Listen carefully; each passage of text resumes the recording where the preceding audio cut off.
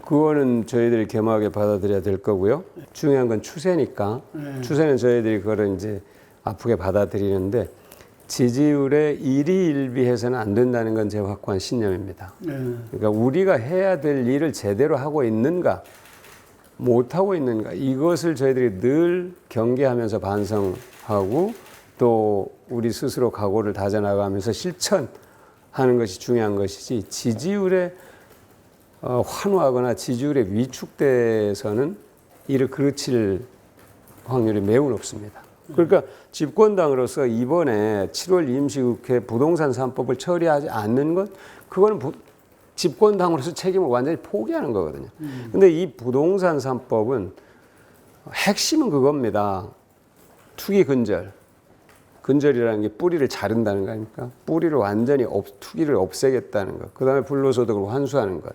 세 번째는 실수요자에 대한 공급을 확대하는 것. 이 세 가지로 요약되는 거거든요.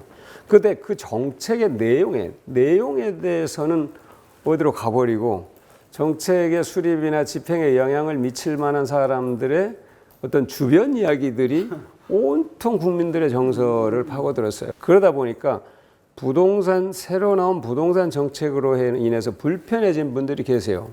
세금을 더 많이 내야 될 분들, 집을 가지면 팔아야 될 분들 불편해져 있는데 거기다가 이제 공격의 타겟이 정확하게 생긴 거죠. 그러니까 사실은 지금처럼 이런 비정상적인 부동산 시장을 그대로 갖고 갈 수는 없습니다. 우리 후손들을 위해서, 젊은이들을 위해서. 젊은이들이 저는 우리 부동산 정책의 내용을 정확하게 이해를 하게 되면은 우리에게 집을 사거나 아니면 사지 않더라도 집을 우리가 살 수 있는 환경이 좋아진다는 것을 확인하게 되면 그건 다시 우리에게 돌아올 겁니다. 그러니까 제가 말씀드린 것처럼 지지율에 일희일비할 게 아니라 우리가 해야 될 일을 흔들리지 않고 제대로 하는 것 그리고 우리가 하고 있는 일이 무엇이라는 걸 정확하게 설명하는 것 이 노력이 필요한데 그 시간이 짧았어요.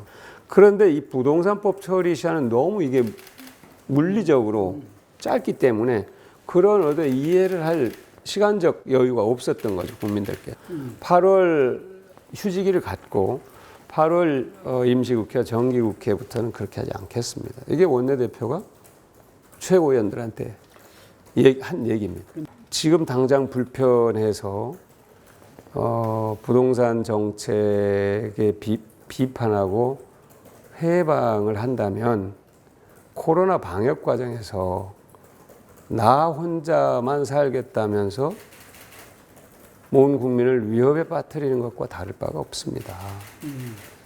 코로나 방역 과정에서 우리가 얻었던 교훈은 뭐냐면 내가 좀 불편하더라도 불편을 감수하면서 함께 힘을 모았더니 우리 모두의 안전을 지킬 수 있더라 하는 교훈인 겁니다. 저는 부동산 정책도 마찬가지라고 봅니다.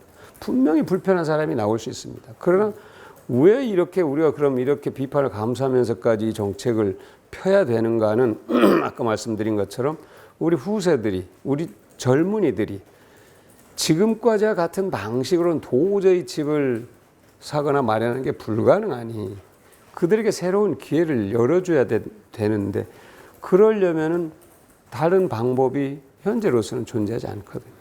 그러니까 더 이상 집값이 오르지 못하도록 억제를 해야 되는 것. 그 다음에 지금까지 부당한 방법으로 집을 사서 불로소득을 올린 사람들로부터 받아내는 것. 이게 다 같이 이루어져야지 이게 그렇지 않고 실수요자들에게 공급 확대 정책만 써가지고는 이루어지지가 않습니다. 가시밭길이라 하더라도 힘들다 하더라도 가야 될 길이라면 가는 게 책임 있는 여당의 자세고요. 그리고 그것은 시간이 흐르면 아까 대표님 말씀하신 것처럼 이게 좀 시간이 걸립니다. 이 정책의 효과가 나타나는 것. 그거는 나중에 평가를 받는 거고요. 그리고 적극적으로 설명을 해야 되겠죠, 또.